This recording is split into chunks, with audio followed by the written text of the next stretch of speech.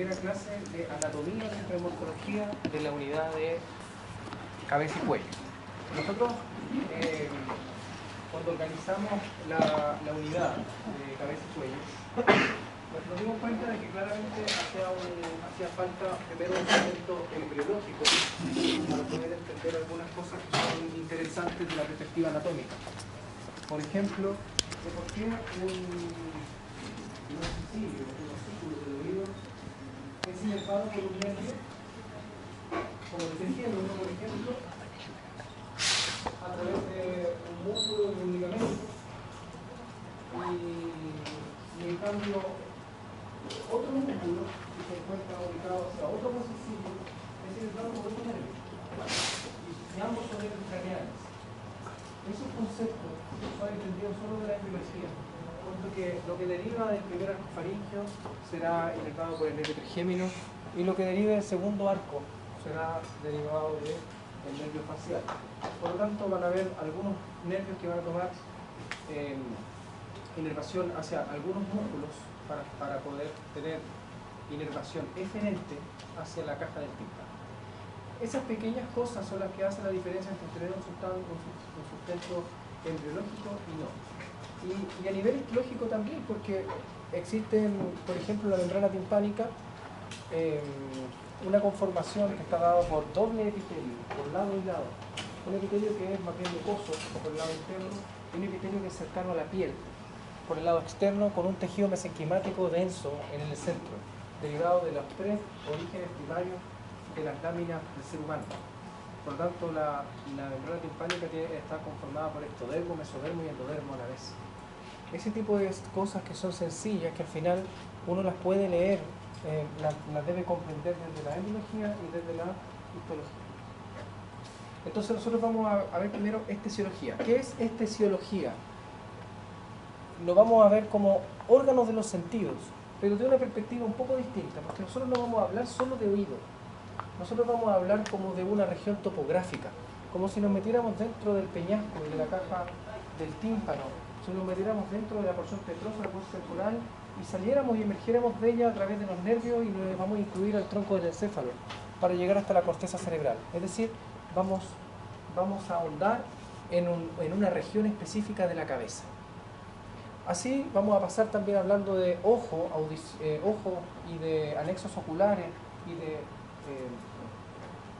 vía visual, conformando el conocimiento anatómico de una región de la cabeza. Por lo tanto, vamos a empezar a hablar de regiones de cabeza, pero dentro de eso nos vamos a lanzar primero con estesiología. Y dentro de esto vamos a hablar primero de oído y audición, ¿ya? A pesar de que la clase es un poco más, porque en realidad es oído en todo su sentido de la palabra, audición, pero también vamos a hablar de equilibrio, y vamos a hablar del nervio vestibular, y vamos a hablar del laberinto óseo, el laberinto membranoso y esas estructuras que forman parte también de oído. Todo lo que nosotros vamos a analizar está constituido en una porción pequeña del hueso temporal, más bien en la porción petrosa del hueso temporal, con alguna ayuda también del hueso occipital, y básicamente vamos a tener esto debajo de un hueso o de una porción ósea que se denominaba el tegmen tympani, ¿se acuerdan? El tegmen tympani, el techo del tímpano. Si nosotros ubicamos el techo del tímpano y lo perforamos, y además que es delgado esa región, vamos a encontrarnos con los huesecillos y vamos a encontrarnos con la caja timpánica o oído medio. Aquí, por ejemplo, se puede observar esta estructura. A mí me gusta mucho este dibujo porque muestra la conformación total de la región. Porque hacia anterior vamos a tener lo que se denomina la tuba auditiva, ¿ya? Conformando parte de la pared anterior, de la caja del tímpano, y se va a abrir hacia la nasofaringe. Ahí en verde se puede ver el conducto auditivo externo representado. Conducto auditivo externo. Y fíjense que la caja timpánica tiene una orientación que está dada como de posterior hacia anterior, pero inclinada hacia medial. Y entonces el nervio va a ir hacia medial, ¿cierto? Haciendo que la cóclea quede hacia anterior y el órgano vestibular va a quedar hacia posterior. Por lo tanto, el origen del nervio coclear es más anterior que el origen del nervio vestibular. Y estos emergen por el conducto carotídeo, perdón, por el conducto auditivo interno. Y en el conducto auditivo interno, ¿se acuerdan que estaba dividido por una cruz en 4 cuadrantes donde van a pasar el nervio coclear, el nervio sacular, el nervio ampular y los que básicamente van a ser vestibulares, y el nervio facial? ¿Se acuerdan de eso? Alguna vez lo dijimos como última porción, como última parte de la clase del hueso corporal, neurocráneo. Y ahí en 14 se puede ver una representación de lo que son las celdas mastoides, que son unos espacios aéreos que se ubican por detrás de la caja del tímpano, pero ahí se puede ver que están por detrás de la caja timpánica. Entonces vamos a tener una parte más estrecha, que está 15, una parte más estrecha y una parte más abombada. La parte abombada, amplia, es una celda, casi un seno, ¿cierto? Una celda mastoidea. Y el 15 es un istmo, o sea, una porción estrecha. Se denomina aditus adantrum. Y el aditus adantrum es lo que nosotros podemos observar dentro de la caja timpánica como el origen del antro mastoideo. Claro. Todos estos son conceptos generales de lo que corresponde a oír. Nosotros vamos a dividir esto entonces desde lo más externo a lo más interno, sabiendo de que lo más externo es el conducto auditivo externo, pero más lateral a eso nos vamos a encontrar con la oreja. Y de la oreja vamos a decir algunas cosas que tienen importancia y vamos también a disminuir importancia en otras. Por ejemplo, la oreja se está constituida por un cartílago hialino cubierto por piel, ¿cierto? Las porciones cartilaginosas de la oreja abordan aproximadamente el 92%, pero el 8% restante, que corresponde al lóbulo, eso es aproximado porque los lóbulos también van a tener distintas medidas, pero el lóbulo no tiene cartílago, es más bien piel nada más. Entonces la porción cartilaginosa de la oreja no tiene lóbulo. El lóbulo, además, es una estructura anatómica que mide estados evolutivos de una especie. En este caso, en la especie humana, el lóbulo de la oreja, cuando es reducido, habla de un estado evolutivo mayor, ¿cierto? De una raza, o de una persona. La oreja es bien importante desde la perspectiva evolutiva, no solo por el lóbulo, sino porque, fíjense ahí en 3. En el 3 existe una estructura que se denomina tubérculo de Darwin. El tubérculo de Darwin es un abultamiento cartilaginoso con piel que se ubica en el hélice hacia superior y que va a depender de cada individuo. Hay algunos que casi imperceptibles, otros que tienen un tubérculo de Darwin muy amplio, y eso también habla de estados evolutivos, puesto de que el tubérculo de Darwin es una punta de la oreja, una punta que fue plegada hacia inferior y pegada. Por lo tanto, habla de una punta de oreja que cuando fuimos animales inferiores. Ese extremo que finalmente se plegó, o sea, una punta que finalmente se plegó y quedó la puntita puesta ahí. En algún momento, en estudios que se hicieron en el siglo XVIII, en Europa, se hablaba de que las personas con tubérculo de Darwin, que luego se sabía de que eran de estado evolutivo, hicieron una correlación con las tasas de criminalidad en centros penitenciarios de alta complejidad, y vieron que las personas hicieron una relación que después fue bien cuestionada, una relación entre los criminales más complicados de Europa, esos que eran asesinos de serie, etc., mantenían un tubérculo de Darwin muy amplio. ¿Ya? No sé si ustedes recuerdan en la historia o fue visto, pero hubo un momento en la historia, sobre todo en el siglo XIX, que era muy famoso la craniometría. ¿Sí? Para determinar raza, para determinar de todo, lo hacían todo con craniometría, con puntos cefalométricos y con medidas pequeñas. Bueno, en esa instancia se veía el tubérculo de Darwin y el lóbulo de la oreja, para poder saber si una persona, por ejemplo, era evolutivamente superior. También se ubicaban estos puntos para ver si la raza aria era perfecta. Entonces un alemán ario tenía que tener casi 0 lóbulos, poquito, y casi nada de tubérculo de la oreja. Y fue una de las cosas que en los documentales actuales de la Segunda Guerra Mundial ven que, por ejemplo, el mismo Adolf Hitler tenía un tubérculo del árbol súper amplio y grande, no compatible con, era muy ario. Aquí estamos viendo las estructuras anatómicas que componen la oreja. La más importante porque es la fijación que tiene la oreja hacia el conducto auditivo externo y también hacia parte del hueso timpánico, es el trago. El trago es un abultamiento cartilaginoso que se ubica por anterior en la oreja. El trago también es importante de la perspectiva de la ubicación topográfica de la articulación temporomandibular. Ahí, digamos, por anterior se ubica el cóndilo del temporal y se puede ubicar entonces la posición del cóndilo y el hueso timpánico. Más inferior a esto nos encontramos con una estructura también abultada que se denomina el antitrago, trago, antitrago, y entre ambos una incisura que se denomina incisura intertrágica. Luego del antitrago se ve una estructura que asciende cartilaginosa abultada que después se divide en dos ramas, una rama superior y una rama inferior. Entre ambas ramas una fosa que se denomina fosa triangular. Esta estructura que asciende se denomina antihélix o antehélice. Y fíjense que después viene antes del hélix, antehélice, porque después viene por más lateral y por posterior el hélice. Hélice, que es una porción cartilaginosa entonces amplia, que le da amplitud a la oreja. El hélice, y entre el hélice y antehélix vemos una fosa, ¿cierto? Una fosa que se denomina fosa escafoidea, ¿ya? También entre la fosa triangular o saliendo de la fosa triangular se puede ver una especie de comunicación por dentro, por aquí, una comunicación con lo que se denomina la concha auditiva.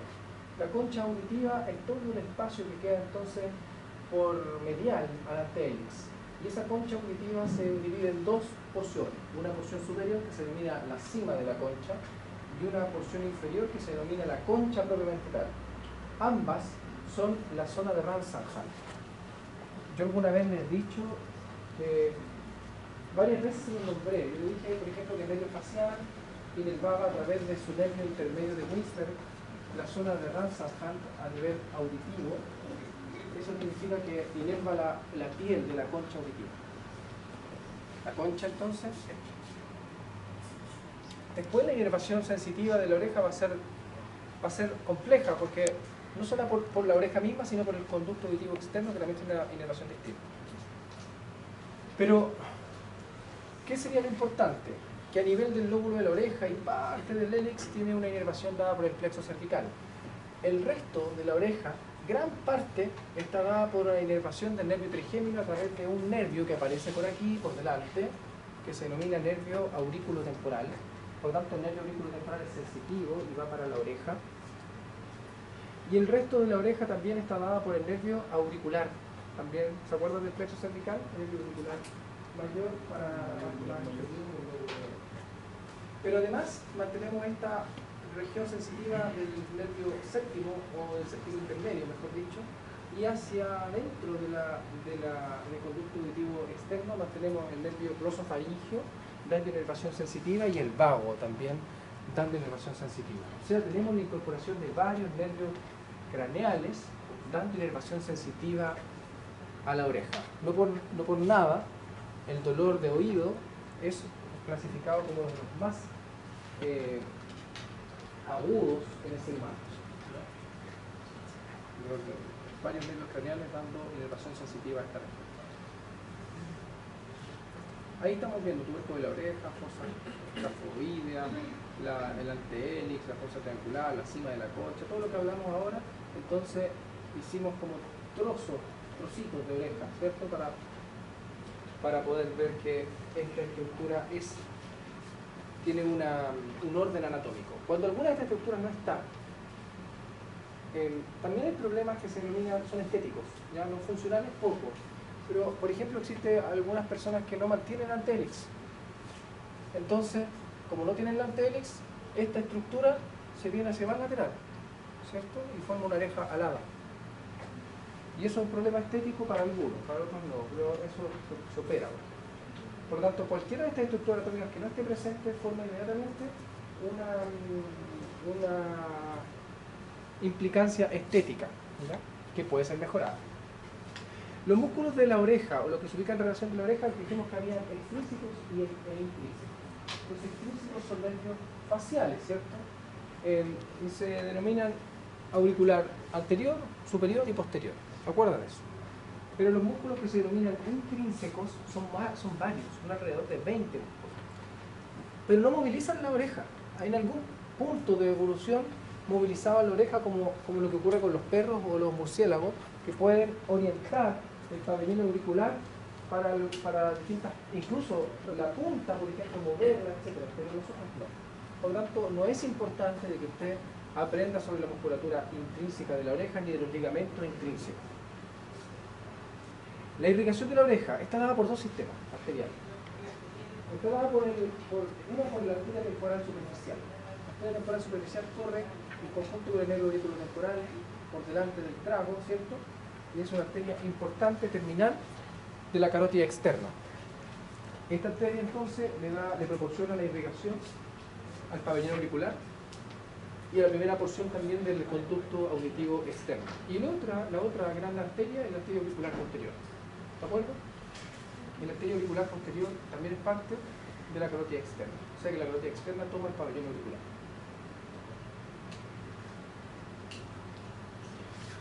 El conducto auditivo externo. El conducto auditivo externo tiene una conformación un poco particular, porque no es un tubo como el que vimos en el esquema al principio de la clase, sino que tiene la forma de una V invertida. O sea, es como un techo de dos aguas. Asciende primero, y no solo asciende, llega a un punto que comienza a descender, pero en ese punto forma un istmo, una porción más estrecha, y luego se vuelve a abrir hacia inferior. Entonces como un reloj de arena, pero como la forma de una V invertida, con un istmo en el centro. Y además tiene una porción que es cartilaginosa, que es externa, y una porción ósea, que usted la vio, que está conformada por parte del hueso timpánico en conjunto con el hueso de la porción escamosa, el hueso temporal, ¿de acuerdo? Entonces tenemos un conducto auditivo externo, cartilaginoso y uno óseo. Entonces es un conducto auditivo que además tiene una inclinación particular, y esa inclinación es la que nosotros tenemos que tener presente cuando tenemos que hacer un examen de otoscopía, que es lo que nosotros vamos a hacer el próximo martes. Porque en la otoscopía usted va a tener que traccionar el pabellón auricular o el lóbulo de la oreja de tal forma de que el otoscopio, una vez ingresando en el conducto auditivo externo, si usted lo ingresa, se topa con el conducto auditivo externo y no ve nada. Entonces usted se va a dar cuenta que el mismo otoscopio, la punta del otoscopio, va a poder movilizar el conducto auditivo externo, lo que es cartilaginoso. El resto lo va a poder usted manejar traccionando el lóbulo de la oreja. Y de esa manera formamos una posición un poco más rectilínea y vemos el tímpano al otro lado, ¿ya?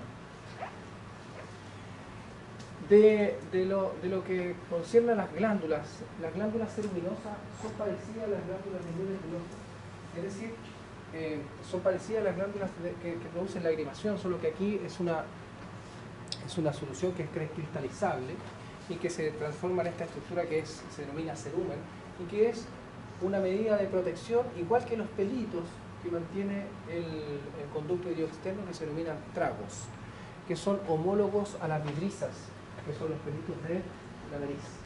Entonces los tragos y el cerumen producido por las glándulas ceruminosas son una medida de protección a cuerpo extraño, para que no ingresen estructuras que no correspondan al oído, y sobre todo manejando la importancia de la membrana timpánica. Ahora, por supuesto de que cuando existe un exceso de secreción ceruminosa se provocan tapones parciales o tapones completos de cerumen. Eso es bastante común dependiendo en el medio ambiente en que se desenvuelve la persona. Pues si la persona está sometida a polvo constante, caminos de tierra, etc., demasiado smog en el ambiente, por supuesto que va a producir mucha más, o va a activar glándulas que son reaccionales y va a producir más cerumen, y probablemente va a tener un tapón. El tapón tampoco es bueno porque usted le provoca una hipoacusia, ¿cierto? O sea, usted empieza a escuchar menos. Entonces hay que tener una relación bien particular.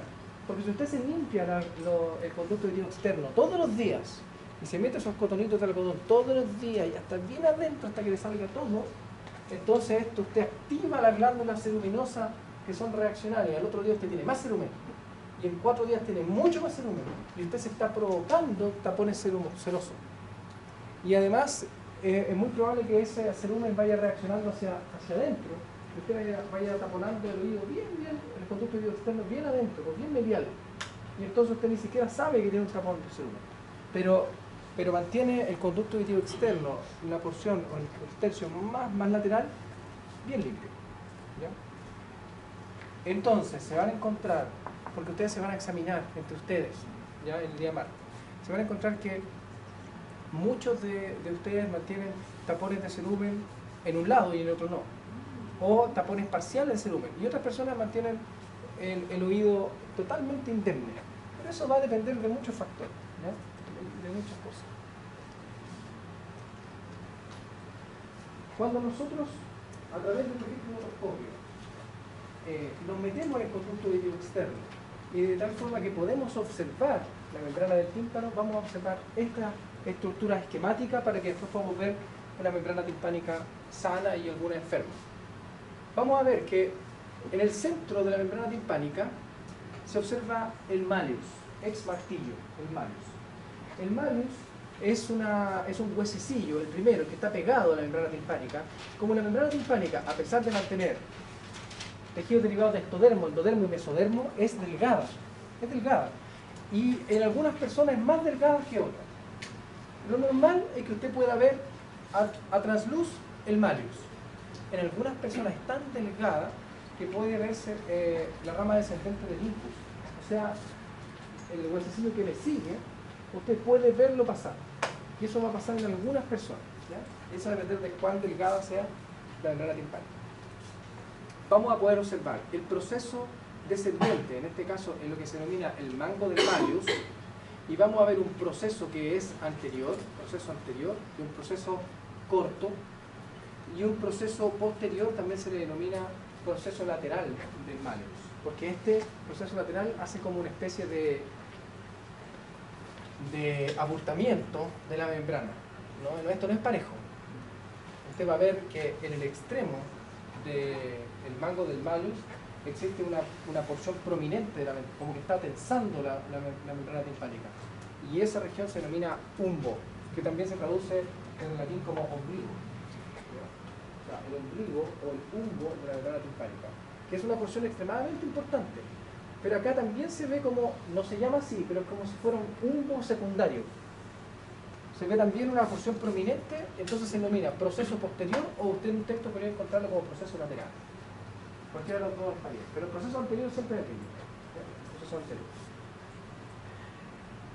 Entonces va a haber estas estructuras que son del malleus o malleus, y sobre eso vamos a ver una porción de la membrana timpánica que se denomina parte flácida o pars flácida. La pars flácida es así porque la membrana timpánica está fija al hueso timpánico a través de una ranura que le hace el hueso timpánico en casi toda su extensión, pero a nivel superior queda libre, no queda fijo en esa ranura. Entonces esta porción no se tensa y se forma la pars flácida. ¿Ya? Pero bajo el proceso, sobre todo el proceso posterior lateral y el umbo, se va a formar un área muy tensa, un área muy amplia y tensa de la membrana timpánica que se denomina la pars tensa. Tiene mucho que decir en relación al tipo de sonido, al tipo de vibraciones que vayan a llegar a este nivel, que se denomina efecto de área. Efecto de área, que es muy distinto al efecto condensado que se va a provocar solo en el umbo. O sea, que la membrana timpánica va a recibir estímulos de vibraciones acústicas en toda la región, solo que en un área se va a distribuir de una manera mayor, porque hay mayor área para distribuirse, y se le va a denominar efecto de área. Y entonces la membrana timpánica se va a movilizar, pero no tanto. Y usted va a escuchar el sonido ambiente. Pero en el umbo va a escuchar lo que se denomina sonido condensado, y usted probablemente en este momento, a nivel del umbo, está escuchando las vibraciones que están golpeando la membrana timpánica de mi voz. Pero usted está como efecto de área escuchando el sonido del aire acondicionado. ¿Me entiende? La voz se escucha. Eso no tiene que ver con la atención, ¿eh? Por eso lo vamos a ver después. Eso estamos viendo solamente cómo el sonido a través de ondas mecánicas ingresa a través de la membrana timpánica de distintas porciones. ¿Ya? Y luego tenemos esta estructura que no es anatómica, es luz. Es la luz del otoscopio. Como no se puede observar si no es con otoscopio, la luz del otoscopio queda como condensada en un área que usted no puede ver nada ahí, pero es parte de la paz tensa y que se denomina el cono luminoso. O sea que vemos un cono luminoso que es parte de la luz del otoscopio, aquí, la paz tensa, el umbo, el mango, el proceso anterior, posterior y la paz flácida.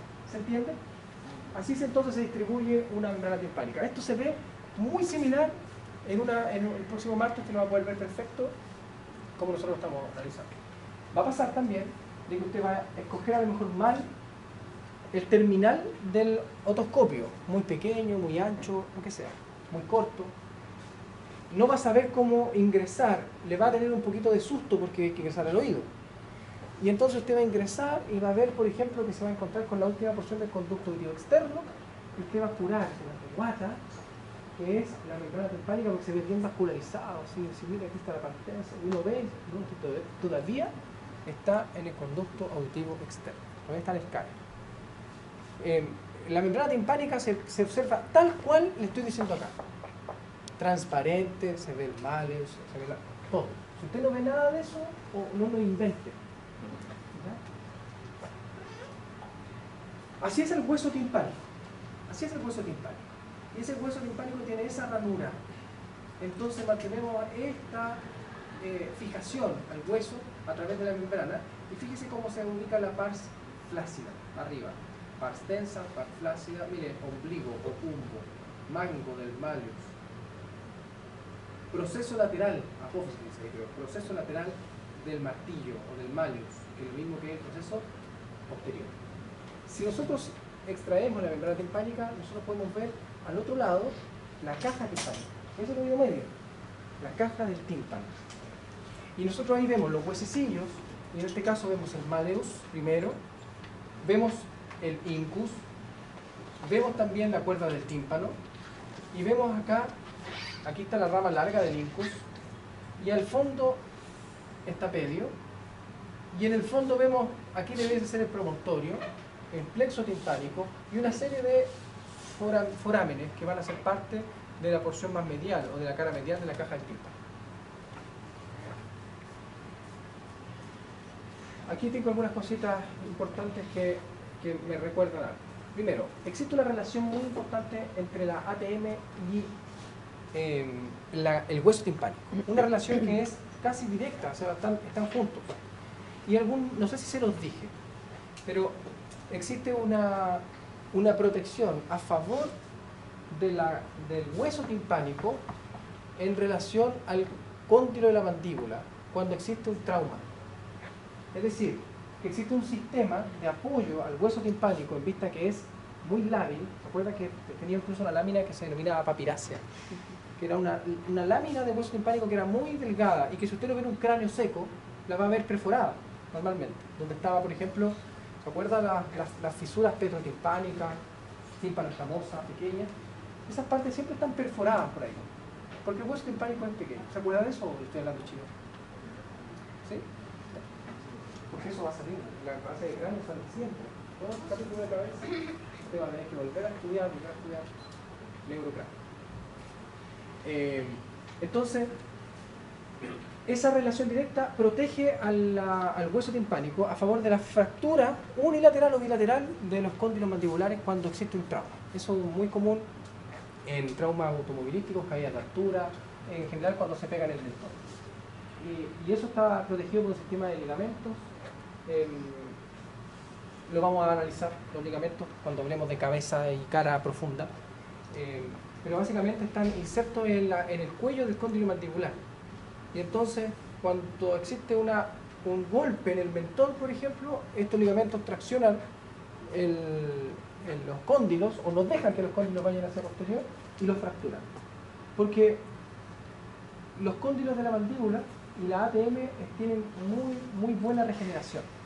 O sea, se fracturan los cóndilos, usted lo deja inmóvil un poco, le coloca un par de inmovilizadores dentro de entre dientes superiores e inferiores, y eso regenera perfecto. Pero el hueso timpánico, si usted lo fractura, no hay nada que hacer. Eso no se va a regenerar. O va a regenerar muy mal, o con tejido de cicatrización. Y un tejido de cicatrización no es flexible, es rígido. Por tanto, si regenera toda esta área, por ejemplo, de la caja timpánica, o del tímpano en sí, o tejido de cicatrización,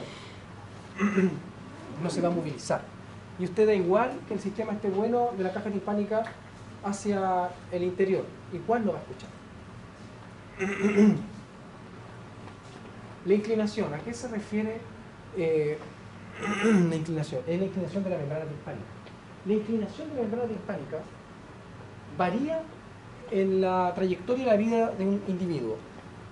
En el adulto tenemos una inclinación aproximadamente de 55 grados, 55 grados de inclinación. O sea que además la membrana timpánica está inclinada. Usted cuando la ve con el otoscopio ve como si fuera así, pero no, es así. Usted está llegando con la luz por acá, así. ¿Vale? Pero tiene una inclinación de 55 grados aproximadamente. Pero eso varía de individuo a individuo, aproximadamente. En un recién nacido tiene una inclinación de entre 10 y 30 grados. 35 grados. Pero es básicamente como si estuviera botada sobre el piso del hueso timpánico. Entonces un bebé recién nacido casi no escucha, porque los sonidos o las vibraciones no ingresan de tal forma como lo hace un adulto. Entonces un niño recién nacido lo colocan al lado de un parlante y duerme feliz. Y el papá dice, pues yo lo tengo súper acostumbrado. Mentira, el niño lo escucha todavía. ¿Qué escucha? Un sonido así, que parecido al útero. Entonces duerme perfecto. Pero no es que usted haya enseñado nada, si el niño tiene edad, 5 días. Entonces, la inclinación varía. El rango de audición en el ser humano es de 20 Hz hasta 20.000 kHz. Es un rango súper amplio de 20.000 kHz, que son las ondas más agudas que un individuo puede escuchar.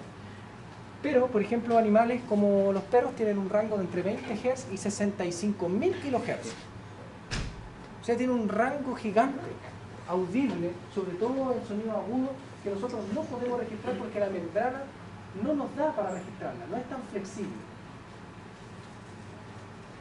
Pero esa inclinación le da un rango auditivo mayor o menor. O sea que no todas las personas escuchamos hasta los 20.000 kHz. Algunas escuchan hasta los, qué sé yo, 10.000, 12.000, 15.000.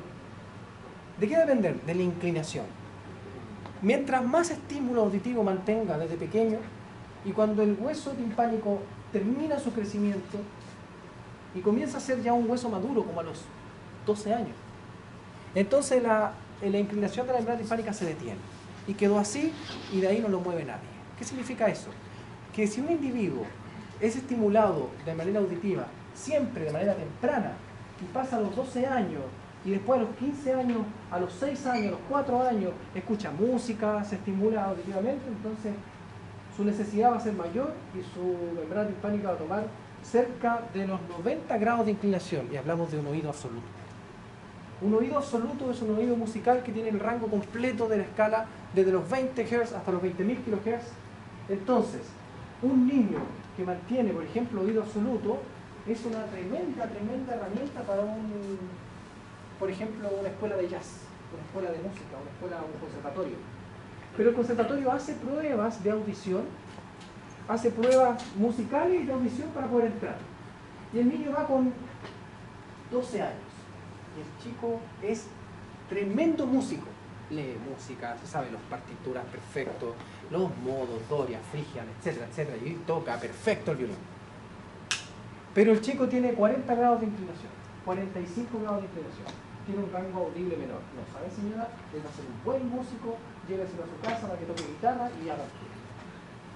Así son los conservatorios. Pero si un niño tiene 4 años, sabe poco tocar música, por ahí le gusta, canta, y además toca guitarra y un poco de piano. Pero el chico a los 4 años tiene 75 grados de inclinación. Este es decir, tiene 4 años, tiene 75 grados de inclinación